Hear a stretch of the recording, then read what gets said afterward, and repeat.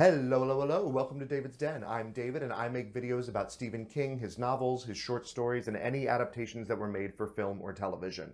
Today, we're doing the top 10 insert appropriate expletive moments of Chapelwaite, episode 10, The Keeper. And I'm a little sad about this one. We finally hit the season finale, and there is no word about whether or not there's going to be a second season yet. I want to know. If it's over, it was a fine ending. The story has closure, but if it's not over, there are places to go, and I want to know what the is going to happen.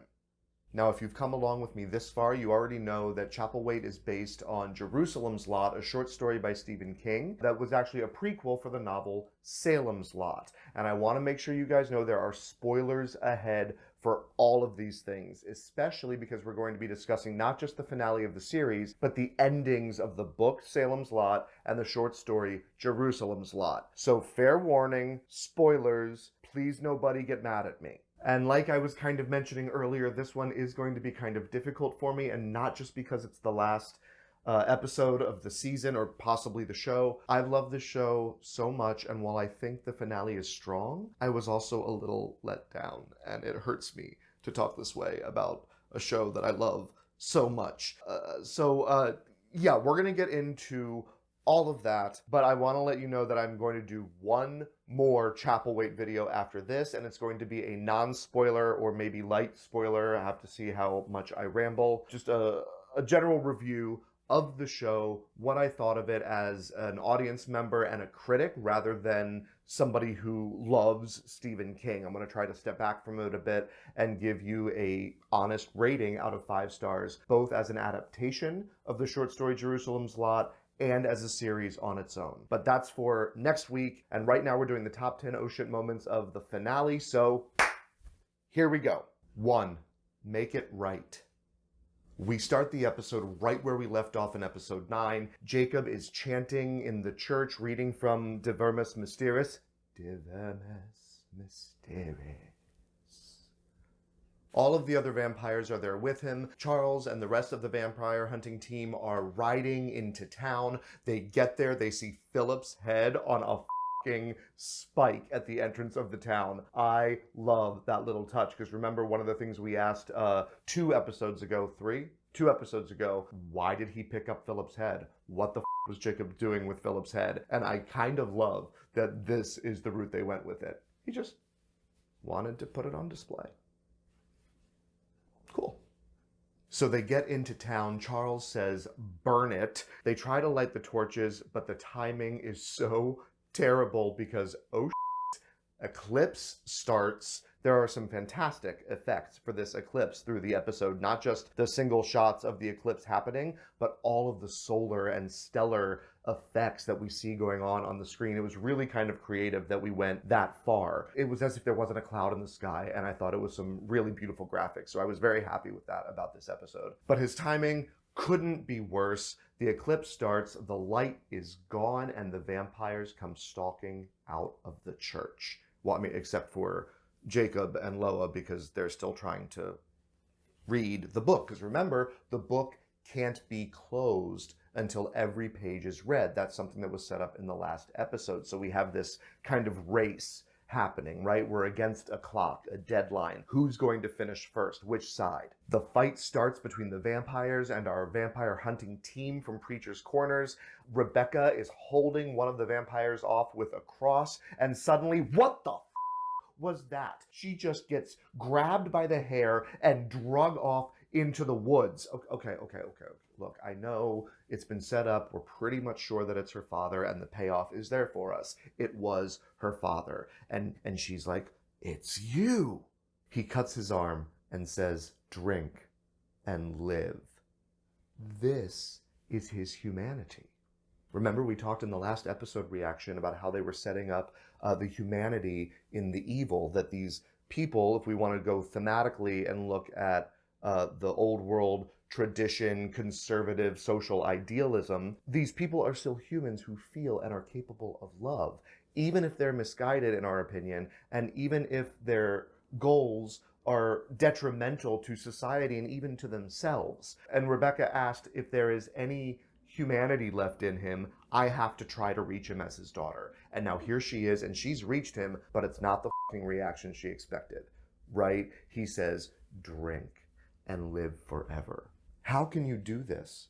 You brought Jacob to Maine. Make it right, Father. And right here at the very beginning of the episode, we literally have the theme of the entire series. This idea of we messed up, or not us, maybe our ancestors messed up in creating laws, in the way that they formed society, in the divisions that we have between us as human beings who live beside one another. And if we look at how it relates to today, we've had tremendous advances recently in things like marriage equality, or the Black Lives Matter movement really taking hold and change happening for the better. But we also have this terrible side trying to stop it. And what we're realizing, and I'm saying this fully acknowledging that I'm a white man with that privilege, we are learning that we have implicit biases.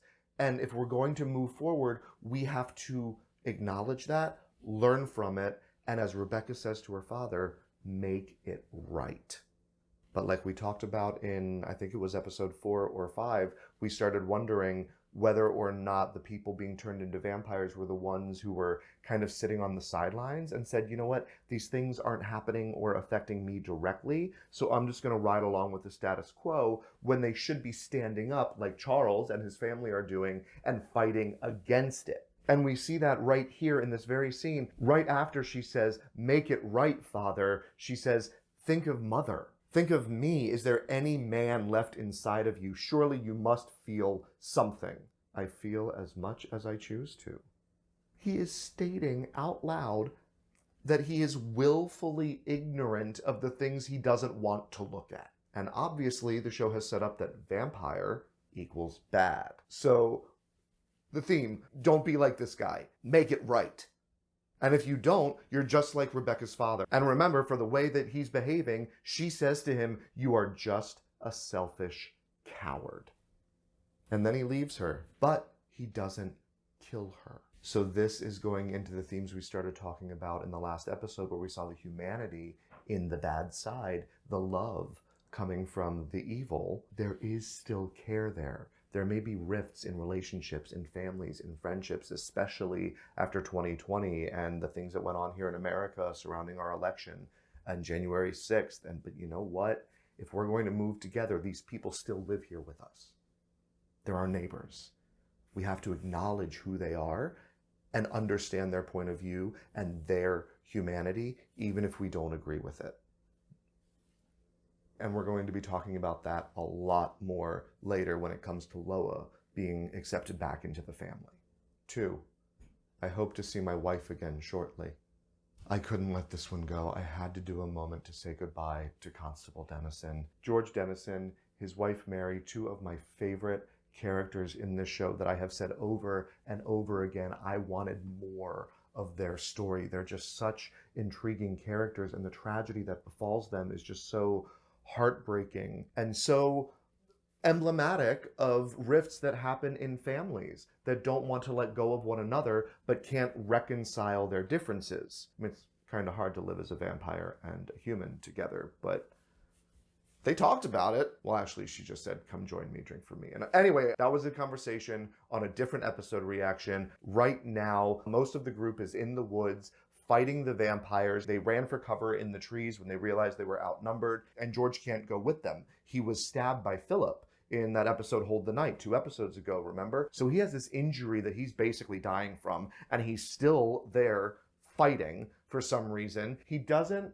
rise as a vampire after he died. We talked about that in the last episode. Did he or did he not drink from his wife Mary down in the torture chamber tub? I guess he didn't, but that's beside the point. And if we do have a season 2, not ruling it out yet, although he's pretty much dead.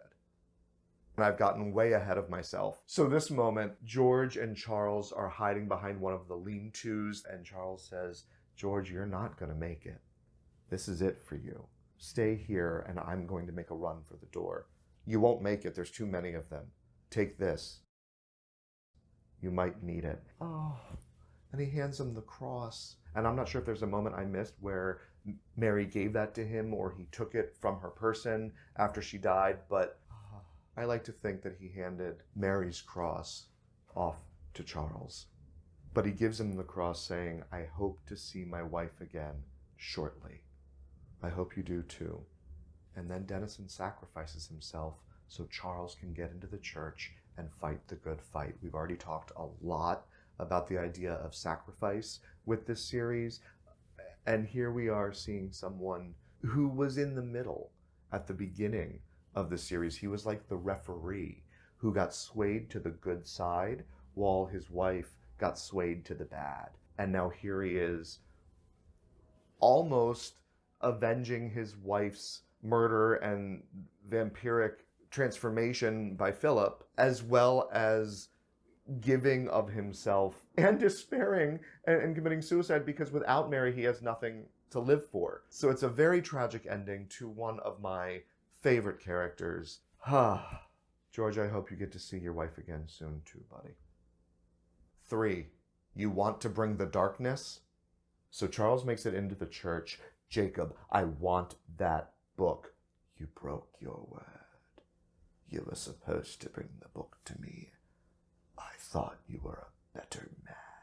Oh, the f***ing manipulation, the digging at somebody's ego, right? And Charles being a strong-willed man is one of the key facets of his personality, one of the things he prides himself on. And here's Jacob saying, I thought you were a better man. It's just like he said to Loa earlier when they're reading from the book, come, daughter, right? In the previous episode, he says, this is your new home, not this is a church. So all of these little tactics and words and such subtle manipulation is what Jacob is a master at. And frankly, if you haven't seen it, go watch The Vow on HBO. It was a docuseries that came out last year about the Nexium cult and Keith Raniere, and it's fantastic. And that's what this made me think of. But he tries to manipulate him. I thought you were a better man. You give me that book, I let you live.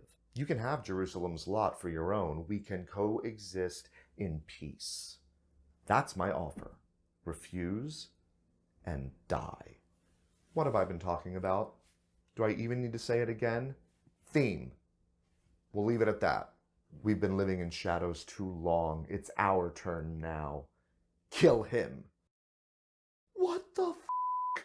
Loa Jacob just says, kill him, and Loa steps in front of Jacob and advances on her father with a damn knife. Okay. We called it. We called that there was going to be a showdown, but it doesn't play out the way we expected. We were looking at Salem's Lot as inspiration and how Ben had to sacrifice the woman he loves who was turned into a vampire by killing her, by killing Susan. Well, that's not quite what happens here. They have this fantastic conversation where Charles says, Loa, don't do this. He's a deceiver. This ties into the manipulation element, but I want to point out the setup of this word. The first time we hear it is in episode 5, I think. The ending of the previous episode was Stephen talking to Loa. It was the first time we met Stephen. Now at the beginning of episode 5, Loa is saying, he said he can make me better. He can fix my leg. And Charles is saying, he's a deceiver. Remember, we talked to you about deceivers. It's basically the conversation we have with children now, stranger danger, but a different word that really kind of encapsulates, I think, the time period and the way that they're speaking. I think it was a great choice of word, but it made me pause and go, oh, okay, stranger danger. And now here we are 5 episodes later, hearing the word again. Great setup. Don't listen to him, Loa. He's a deceiver. This monster does not care about you. And then some goes down that we're going to talk about later. Charles advances on Jacob. Of course, Jacob moves well. He's a lot stronger than we ever thought he was going to be, looking the way he does and moving as slowly and talking as carefully as he does. But there's a reason he's centuries old, right? He couldn't have gotten by on his wits all that time. They fight, and Jacob, of course, gets the upper hand fairly quickly. He's strangling Charles. Loa tries to come up behind him, and we have this fantastic shot where he stops her with just one hand. We see him battling both of them at the same time, the strong-ass motherfucker, and then he just throws Loa away. I'm going to bleed you, Whaler. Now you know what it is to be Leviathan. Again, let's talk about the writing. This echoes the first time we met him. What mercy did you show Leviathan right before he kills Rose Mallory? And this also ties into the idea of the corporate greed and the way society is formed and ruled by corporations instead of people now that we talked about way back in episode 2. It was the very first hints of the romantic feelings between Charles and Loa when they sit down, they have a drink together, and Charles says, whaling is very lucrative for those at the top. It exploits those below, especially the whale. Him most of all. Love all of these tie-ins. This is what a finale should do. It should tie everything that's been built in the previous episodes together. And I love these little details. So back in the church, Jacob goes in for that bite, of course, in that slow, melodramatic, vampiric way that's just convention that I always have a problem with, because if he really wanted to kill him, wouldn't he just bend over and kill him? He has the strength. Why doesn't he just... Why is there a... But I get it. The effects are fantastic. The makeup, I love the camera work. It's just a great shot. There's suspense being built. What the f? Hands grabbing the book. Stephen steals that damn book, runs out of the church, distracting him just long enough for Charles to take the cross that Mary gave to George, gave to him, and stab Jacob in the neck with it. We see the smoke rising as Charles gets the upper hand, runs his head into a spike on the wall to hold him in place, says, "You want to bring the darkness? Well, here it comes." And then whack, beheads him in one fucking slice. Oh, it's kind of an epic death. It's everything we hoped for, shrunk into only 2 minutes. Jacob has been set up as this force to be reckoned with, and this just seemed too easy. I love the way it ends. I think this should have been the final 2 minutes of a battle that went massive and whittled down and whittled down and whittled down until we just had Jacob and Charles. Even if other things were going on in other places, they don't have to be the only two left alive, I'm saying. Okay, we're gonna get into my feelings on this soon. Very soon. 4. Blood calls blood. Cousin. So we find Stephen at the top of the town. I wonder if this is where the Marston house ended up being built, because it looks like he's looking down over the trees. And in Salem's Lot, the Marston house is on the highest point overlooking the entire town. It's said multiple times that it can be seen from anywhere within Salem's Lot, or Jerusalem's Lot 120 years later in 1976. 5? When was that published? 5 or 6? Right here. Stephen is chanting from the book while those fantastic eclipse effects are happening above him. He says, "Look at us. We're not so different, cousin. Haven't we both lost enough? You're the only family I've got. Let's end this fight and welcome the worm together." Never. Your father feared the book. He was weak, like you. And that is it. That is the challenge. He just called Charles weak. And one thing we know Charles is not, from the setup of fighting Foreman Thompson in the bar episodes ago, from fortifying the house and his capability to defend the family, through many examples from the very first episode on, one thing we know Charles is not is weak. Will he have the strength to stand up with his convictions and beat the evil down, beat the old world traditions down? Of course, we have the epic fight, and of course, Stephen gets the upper hand because that's how suspense works. I'm not faulting it. I'm just saying it's a convention and it was done well. He's choking Charles. We see Charles reaching for this rock. He's reaching, and oh my God, did Charles just die? Psych! He grabs the rock, he bashes Stephen in the fucking head, he loses his shit on Stephen. This is the end of his rope. It's very similar to the way that Honor beat the vampire with the cast iron skillet, the frying pan, in episode 8. And when Stephen is lying there, Charles grabs this stick that is perfectly fashioned somehow into a stake with a pointed end. When did they have the time to do that? I know in Salem's Lot, they actually spend a whole day, or like 5 hours of a day, fashioning stakes that they then put into a bag and carry with them when they go hunting at night. We never got that scene, and we haven't lost any time, right? The only time we lost was the ride, half day's journey ride between Preacher's Corners and Jerusalem's Lot. They just showed up there at the beginning of the episode. So when did they stop to make these stakes? Because that's a pretty perfectly formed stick to just find. Anyway, blood calls blood, cousin, and he rams him through. Bye-bye, Stephen. So before we get to the next moment, I want to talk about the ending of Jerusalem's Lot, the short story, and what I was hoping was going to happen. So Jerusalem's Lot is a little different. We don't have a whole town going to fight vampires. In fact, we have only one reference to Marcella and her father, not Robert, it's a different name, Randolph, I think. They changed the names for the series. But Marcella and her father are recognized as undead Nosferatu living in the walls down in the basement of Chapelwaite. That's the only reference to vampires that we get directly. Other than that, we do get the story of James Boone, Charles's great-grandfather, kind of creating Jerusalem's Lot, and there's all these stories about inbreeding and this cultish religion, and there are actually 5 copies, I think it is, of the book De Vermis Mysteriis around the world.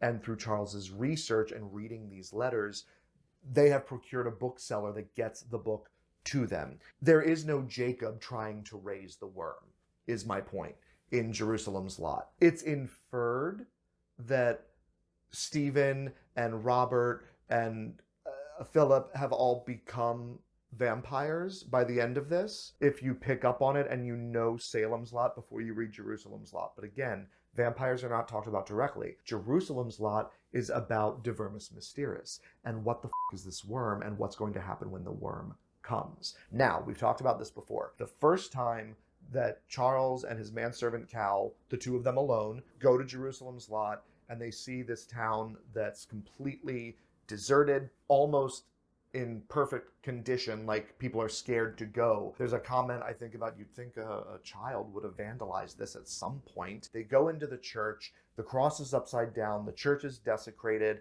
and they see De Vermis Mysteriis on the pulpit. Charles starts reading from it, the ground starts trembling, something under there is moving, they get scared, they run away. Some other shit goes down, they come back, the two of them, and they go into the church, and now it's a shambles. All the pews are tossed everywhere. There's this line of gooish slime just running down the aisle up to the pulpit. And the only thing that is not damaged is the book. De Vermis Mysteriis is covered in blood from an animal sacrifice, but the letters, the words still can be seen as if the blood is translucent. You can see right through it. The book shines right through it. And Charles decides, or rather is kind of possessed because of the madness that runs in his family, to read the book, which is in this ancient Latin and runic mix. So he reads the book, the trembling starts, a wide gaping hole opens up in the ground, and they see a worm start to come out of it, or rather what he identifies as one ring of a colossal, monstrous worm-like thing with no eyes and no arms. And as this thing is starting to come out of the ground, which we can assume left this big slimy thing the night before or in the time since they've been there, he sees James Boone. It's been noted in letters from his ancestors and diary entries that James lived to be an insane age, 170 something I think it was, and he was still fathering children. If you pick up on it knowing Salem's Lot, you know this is a vampiric family, right? That he's living forever as a vampire. But if you don't know that, here he comes out of the hole underground, clawing his way out. And as he starts coming above ground, and we're assuming now, if we're going to take Chapelwaite lore, the book being read is bringing on the darkness and the vampires are coming out along with this worm god, but we actually see him. It's very Lovecraftian. King himself has said that the short story was based on the style of H.P. Lovecraft. So Charles kind of gets his wits about him at the last minute, and he lights a match and he burns the book, and the worm goes right back down. Of course, it kills Cal, but that's neither here nor there, I suppose. And he runs out of the church. And when he recovers, there's no sign of it. There's a gaping hole, but the worm isn't there. Life is fine. It's kind of a very simple ending to a huge buildup. Very similar to Chapelwaite, actually. Although Chapelwaite isn't as simple as it looks. It deceives you. Again, we're getting there. So here in Chapelwaite, I wanted them to finish reading the book. I wanted the worm to start coming up. I wanted more of a threat than just the Jacob fight. And then if we had gotten that, maybe the Jacob fight being so easy wouldn't seem like such a ripoff to us. It wouldn't feel like we were led to expect the suspense was built for this huge epic fight that ended in one swing of an axe, albeit one swing of an axe is a really fucking cool way to end Jacob's life. But the fight would carry more weight because there was something else, another danger coming after it. And there is another danger in Chapelwaite. It's just not the worm. It's more a thematic danger, and that's what we're going to be getting to soon. But my point in bringing all of this up is I think there should have been 2 more episodes to Chapelwaite. This should have been a 12-episode season, not a 10-episode season. It would have given them time to develop a little bit more. And I'm going to expand on how having more time would benefit the story as we go along moving forward. But that, I think, is my biggest disappointment with this finale. There just wasn't enough time to do everything that we had basically been promised in the setup leading to it. 5. Closing de Vermis Mysteris. Or that's it? Well, shit.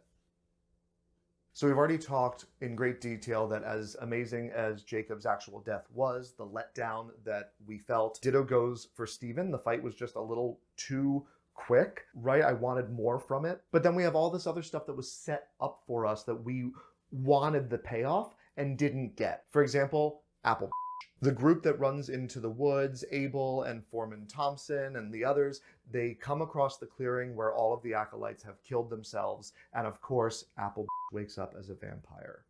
Then the rest of them wake up as a vampire. And then there's a melee. Oh, wait, never mind. That's literally all we get. We get that one rush of the 2 groups at each other. And then we cut to Charles and George behind the lean-to right before George sacrifices himself. So where's the rest of that fight? Right, we're talking 4 against, what was that, like 10 to 15 acolytes that are now vampires? And we know that Abel and we know that Dr. Guilford live, so what happened to the rest of that fight? Now Apple is in the church. She's sneaking in behind Charles at that exact moment that Loa is threatening to kill him. And we have that psych out moment. Loa turns and kills Apple instead of her father. So I called it. We get the moment where Loa and Apple have a showdown, and that Loa switches sides back to good, back to her family. She finds the way of love rather than hate and evil. But seriously, that's how Apple dies? She walks in a door and just suddenly gets stabbed and that's it? Like, we were kind of given this feeling of, what's Apple's problem? Why does she have a problem with Loa? Loa is clocking that Apple has a problem with her. Oh, shit. I thought that Loa was going to switch sides and then defend her family against Apple, and that was going to be one of the fights that we focused on. I'm still happy that she died by Loa's hand, but that was just way too fucking easy. And poor Apple, she's been serving for God knows how long, or worm knows how long, to become this vampire, and she didn't even last an entire night, probably not even an hour. Poor Apple. So after Charles and Rebecca have defeated Stephen and closed the book, and they return to Jerusalem's lot proper, I guess you would say. Is that downtown? Is there a downtown? Is there a proper? Abel and Dr. Guilford show up. Where are the others? It's just us. Again, what happened to that melee? Where is the fight? I want to see it. Guilford covers Dennison with his jacket, so at least we get a proper final, almost funeral goodbye to one of our most loved characters. Charles says, leave no trace of this God-forsaken place. They burn the church and they ride out of town. That's it? What if a vampire that you didn't kill hid in one of those lean-tos and didn't get burnt by the sun when the eclipse was over? You You said leave no trace of this godforsaken place, and there is more in this godforsaken place than just the church. But I'm going to give them a little bit of a leeway on this one for two reasons. One, it may have just been simple budget and time and how to do the special effects. And we get the idea thematically when the church, the spot of evil, goes up in flames. So I don't mind that so much. The other reason is wind. If you know Salem's Lot, Ben Mears, our protagonist, when he was a child, lived there and there was a great fire. Someone, threw a cigarette butt or something, no one knows how it started, into the woods. It caught fire, and because of the wind, it spread and burnt the entire town, and everything had to be rebuilt. And then at the very end of Salem's Lot, after Ben and Mark have gotten out of town and it is now a haven for vampires, basically everyone in the town has been turned into a vampire and they're sleeping in their basements and coming out at night. They return and they go to that exact same spot, and Ben lights a fire and lets the wind do its thing. So I'll give you a pass on that one because I'm going to say Salem's Lot and wind. Then we return to the church and we see for the very first time in the entire episode the sun shining, not blocked by clouds, and we hear birds that are not whippoorwills. Honor is looking out the window. They run out to welcome everyone. Okay, where was the fight at the church that we were basically promised? We had all this teasing lead up of Rebecca saying no one can leave. Do not answer the door for anyone, no matter what, until sunup. Remember, we thought that somebody was going to be turned into a vampire and try to manipulate and use that to get into the church. Where was that? We also had this fantastic setup of Honor and Abel, the honorable shipping, right? The relationship that we wanted to happen between Honor and Abel. She comes out and says, "Where's Father? We'll meet him at home." And they have this little half-hearted hug. Okay, I guess that's the end of the Honor-Abel relationship. I'm happy that we didn't spend too much time on it because romance can really get in the way of the plot of a suspense or a horror kind of story. But I did want more of a payoff there. We get it with Charles and Rebecca later, and frankly, that relationship wasn't as intriguing. And after the whole setup of Rebecca in the last episode telling her mother like 3 times, "I saw Father. Father is there. He's living in Jerusalem's Lot. I'm going to go see Father." She just says, "Father's gone now for good." And they hug. Well, I guess that's the end of that. I wanted a showdown between the father and the mother. I wanted the father maybe to drag Rebecca from the cave to the mother so they could be a family again, and thematically they would have to fight him. Just a thought. It could have happened 100 different ways, but we got no resolution to that storyline other than he's gone for good. Hug. Oh, and we also had Charles telling Honor at the end of last episode, remember cousin Stephen is still out there. We haven't seen him for 2 whole episodes. Last time we saw him was at the very end of episode 7. So he reminds us at the very tail end, last 2 minutes of episode 9, cousin Stephen is still out there. Honor. Well, Stephen never showed up at the church. Honor never had to deal with it. What happened? That's it? So this all boils down to not having enough time. And this, I want to touch base on Abel. I had my episode 8 reaction. We talked about this already. Where was Abel during Hold the Night? And then he just shows up at the end of episode 9 and says, "Hey, everyone's ready to leave." Where was he? Well, the other time he shows up in episode 9, he walks into the tavern while they're having the meeting about how to kill vampires with Constable Dennison. Jason Filardi chimed in down below on the last YouTube video and said, you know what? It was time. We didn't have enough time to develop the story. Originally what happened, so you audience, viewers, lovers of Chapelwaite know, Abel went into town to get help and was actually arrested by Thompson and by Sam Gallup and thrown in jail. And Dennison had to come let him out, which is why he walks into the tavern with Dennison. So thank you, Jason, for commenting on that. I really wish I had gotten to see it, though. So if we had 2 more episodes, they could have expanded 8 and 9 a little bit more, and we could have gotten Abel's story. We could have gotten a little bit more from Mary and Charles. We could have had a little bit more of the individual struggle fights during Hold the Night, although I think that was done very well. I don't know if we needed any more of that. And then here we are in episode 10 or 11 now, would be these fights with the vampires and all the groups, with Jacob, with the worm.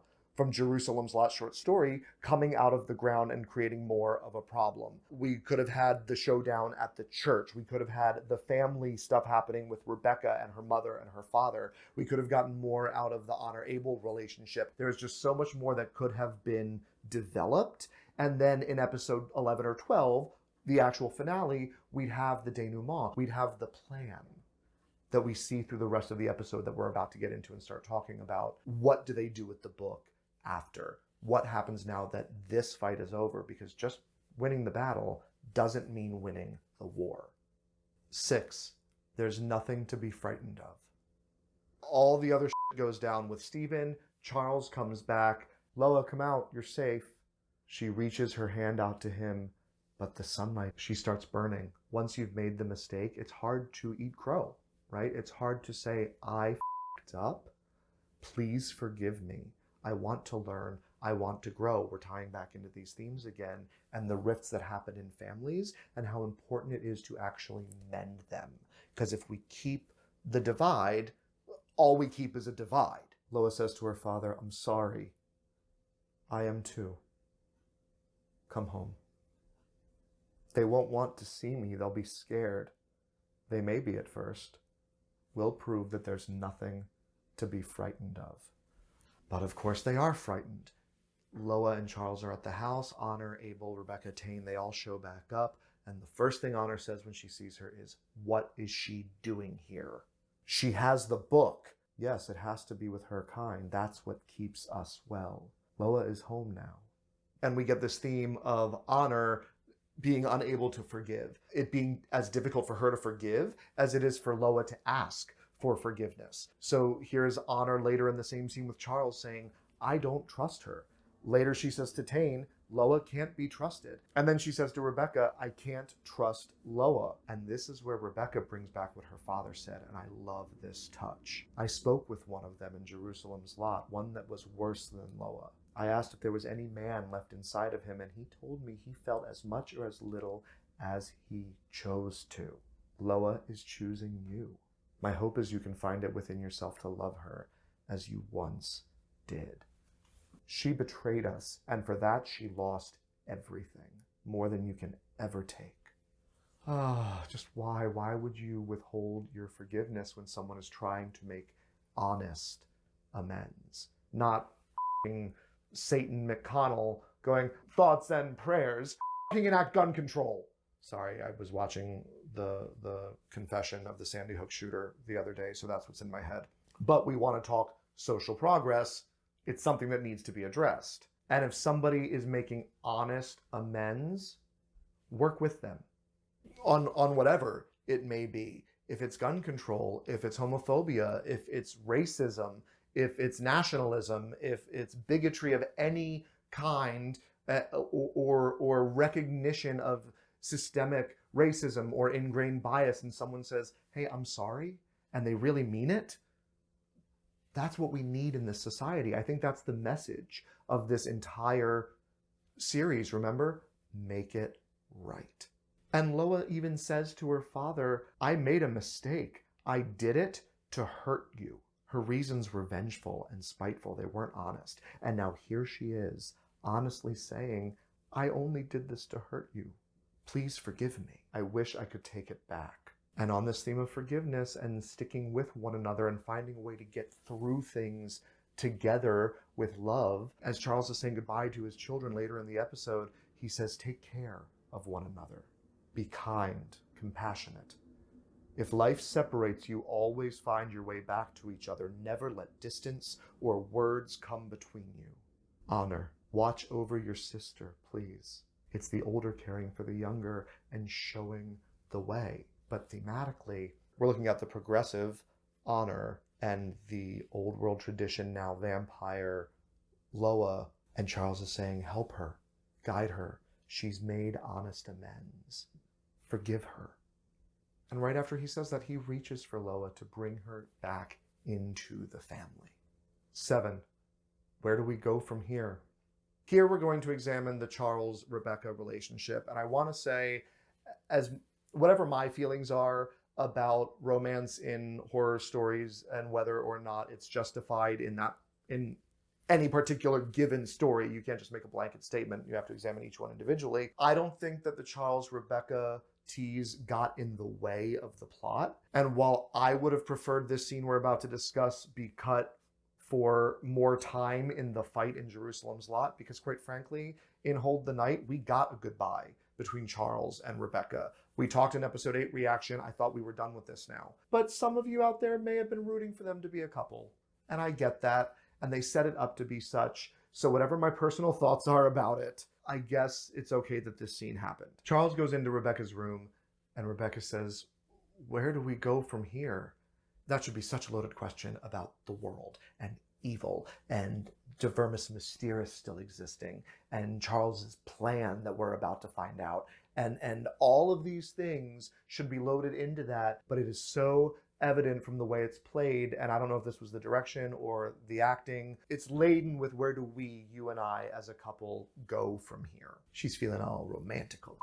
But Charles ain't. As long as that book exists, my children's lives are in danger. Again, looking ahead toward the future, always thinking about his children and the progression of time.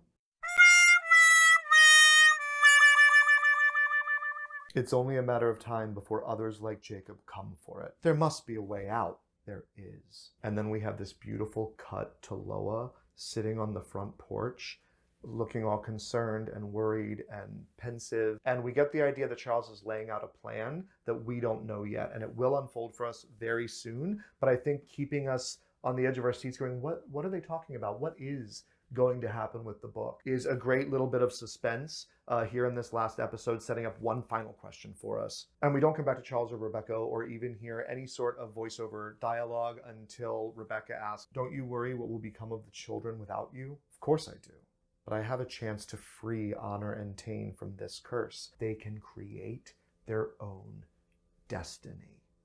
Do you see what he's doing? He is trying to take all of the lessons and the ingrained beliefs that we need to fight against that have been put upon us through generations of time and teachings down the line and say it ends with me. I will take this burden on so my children can create their own destiny without this obstacle in front of them. He's going to make it right. Rebecca vows to watch out for the children, and Charles tells her they've grown to love you, as have I. And they have their tender moment, and they have their kiss goodbye. It's well played. It's not out of place. Personal thoughts on it, personal feelings, personal tastes. This should be the beginning of our story. Perhaps one day you'll write a better ending for us. What, number one, a great setup for the voiceover at the end of this, where Rebecca chimes in, which we haven't heard since she gave up writing the book, since Loa discovered the book and she apologized and said, "I was wrong to try to exploit your story." And she is now somehow writing this, whether it's in her journal or something that will be published in a magazine or a book. Maybe it's the screenplay that we just saw. We get the voiceover at the end, and this is a great setup for it. 8. That's not your responsibility. So I should have actually saved the discussion of carrying the burdens of past teachings and stopping those teachings here for this section. So Charles gets out of his bath from, I'm sure he's feeling clean now and refreshed a little from the ordeal, and he has to figure out where to go from here. And we get a little bit of Brody Bush, for those of you who love Adrian Brody. Personally, I think he's a little too skinny, but he is still very attractive. I'm more like Wolfie LaBelle or Hottie McHotterson. I almost skipped over this moment, not the Bush moment, the moment that the Bush leads to. I decided to keep it because it's one of Adrian Brody's finest acting moments, I think, in the entire series without a word spoken. We watch this journey where he sits down, he's contemplating what needs to be done. He looks at this cross that we're not sure if it was Mary's or George's, or then we get the flashback to Maya and it's on her as she dies. Did he kill Jacob with the cross from Maya then? Which brings us back to a discussion we had in another episode reaction. Is all of this a metaphor for the descent into grief? And as he finally comes on the other side of his grieving process, did he use a bit of her as strength to kill Jacob? That's an interesting discussion. That might need to be investigated a little further. I'm not going to talk any more about that concept here. I think that's really cool though. But he looks at this cross. We get the flashback to his wife saying, I know what you're afraid of, but you are not your father. You will know what to do. So again, we're talking about this madness that ran through the Boone line, the way things are passed down from generation to generation, which is a theme in Jerusalem's Lot short story and a lot of Stephen King's early work. Charles thinks for a moment. He's very forlorn, but this determined score comes in as he stands up and he looks in the mirror and he is so resolute. Wait a minute, there's just a moment of doubt. Back into the mirror, and yes, this is a terrible, terrible thing I'm facing. But it's the correct decision. Oh, it's so good. Not a word is spoken, and we watch an entire journey of a difficult decision being made. Bravo, Brody. Decision made, he goes to see Loa, and Loa says, I know what you want me to do, and I'm not going to do it. The book needs to be hidden. It needs to be kept from those like Jacob. It needs a keeper, someone to guard it from the world. And this kind of ties into Jerusalem's Lot, where Charles at the very end says, I'm the last Boone, and this book only calls to Boones, and no one can read this again and raise this worm that I just saw and my great-grandfather climbing out of the bowels of the earth. So he goes into the ocean to commit suicide. We find out that there were actually bastard cousins of his that his grandfather sired, and yeah, it all starts over again. Cyclical nature, right? We've talked about that before as well. But this is the plan. We're not quite sure what it is yet, but Charles is saying, I'm going to take on the burden of this book. Loa says, I will keep it. That is not your responsibility. Right from episode 1. Charles's main focus has been caring for his children. It's why they got off the whaling ship and onto dry land in the first place. Since he didn't have his wife to help care for them, he's basically quit his job, went to a different endeavor where his children could go to school and become better people and grow into fine young adults. I should have protected you. And this is when Loa says, I made a mistake and I did it to hurt you. I wish I could take it back. I should have protected you. A father's job is to protect his children. I failed you. I forgive you, Father. My thoughts are so jumbled on this moment. I love it. I really do. But Loa thematically is just very weird because now that she's a vampire, she represents those old world ideals and traditions that have been taught to the younger generation because she's a child. But she's now evil and has to live in the darkness, but she's asking for forgiveness, right? So that is the idea of progress moving forward. But then she's also thematically playing the role of the child, forgiving the older generations and saying you were a product of your time and these were things that were done that, you know, if you are making honest amends, I don't fault you for anymore. It's a very weird place for Loa to be thematically, and I think it's very emblematic of where we are as a society now. We want to forgive people, but we also want to hold them accountable for their actions. How do we move forward? Well, it comes from a place of love. It comes from a place of discussion and the understanding of humanity, as we've seen. So we're going to examine this moment where he says goodbye to the kids, again, under the light of this is not your responsibility. And he is leaving his family. He even says to Rebecca, I hope one day they will realize I did this for love, that this is the best choice I could have made for them. Not only does he have that speech about don't let life separate you, always find your way back to one another, but he says to Tane, basically, have the strength of your convictions. Son, set your own course. Be true to that course. Let no person or misfortune deviate you from it. Like Jacob? Like someone trying to manipulate you? Someone trying to use these ingrained, implicit things in you against you? Set your own course and stick to it. Leave an indelible mark upon this world. Affect positive change. 9. This is something you should not see. Okay, and I've been teasing it enough as if you haven't already watched the episode. Now we find out what the plan is. Back when Honor first sees Loa at the house, Charles has to tell her, Loa's not the one to be frightened of. You think there are others? We'll still have the book. They'll come for it.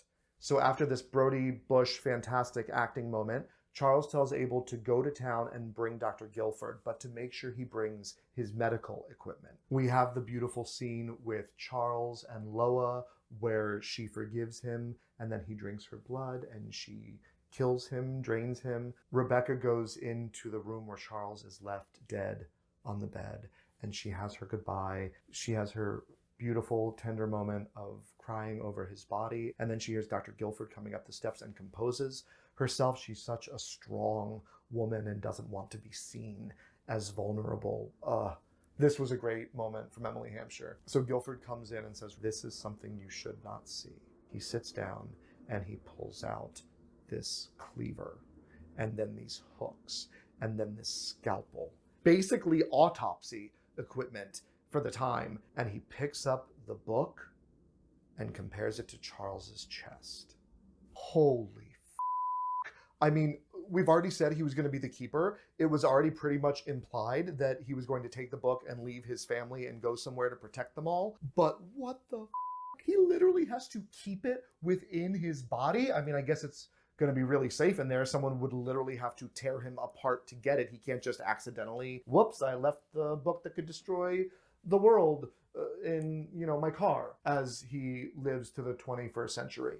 I don't know. I guess it's a smart idea, but what the I love that twist. Was not expecting that. So Charles wakes up as a vampire. His eyes pop open with those iridescent contacts. And Adrian Brody, even though he's not my type, has never looked hotter than he has in this vampire makeup special effects. He sits up and he looks at his chest. It's done.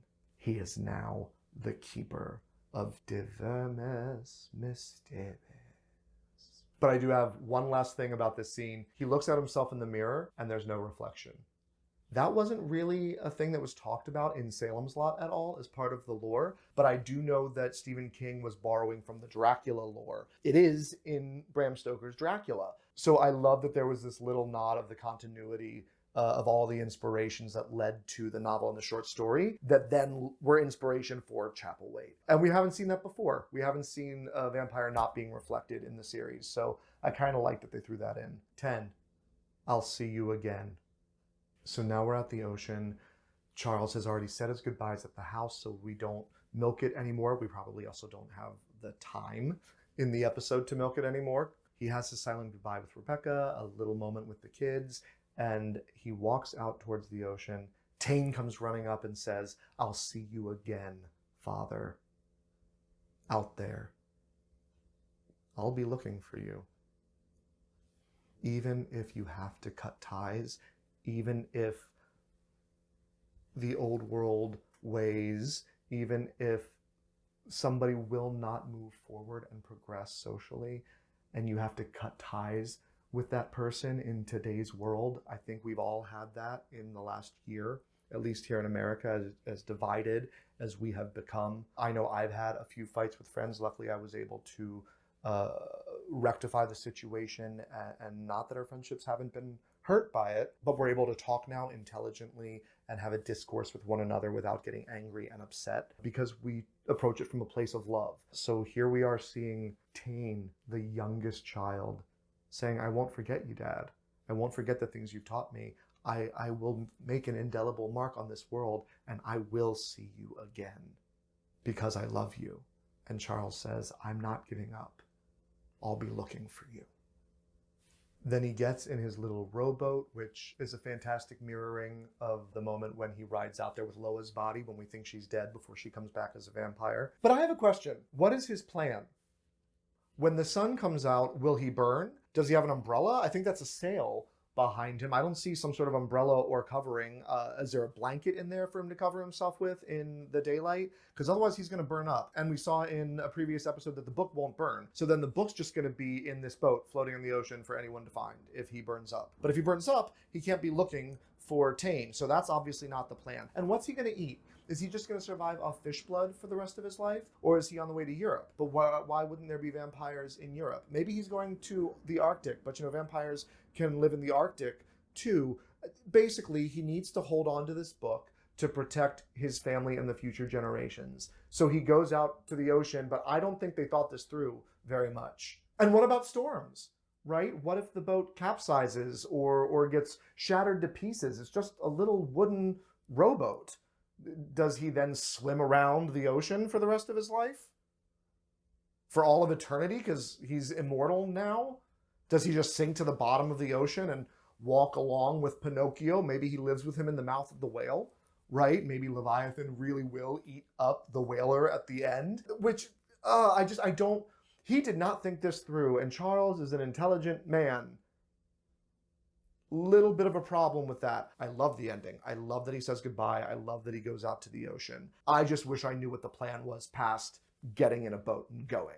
So as we get these final moments of the family and Rebecca kind of watching Charles row out to sea and they start leaving, we get Rebecca's voice over. It's wistful, it's forlorn, it's sad but hopeful. We get the idea that she did write this story about one man's fight to preserve good and to protect the future of the world and humanity. And she says, in the end, it was love that vanquished evil, and good grew like seedlings from the ash. And as she's saying this, we see honor reach out to Loa. She finally forgives her.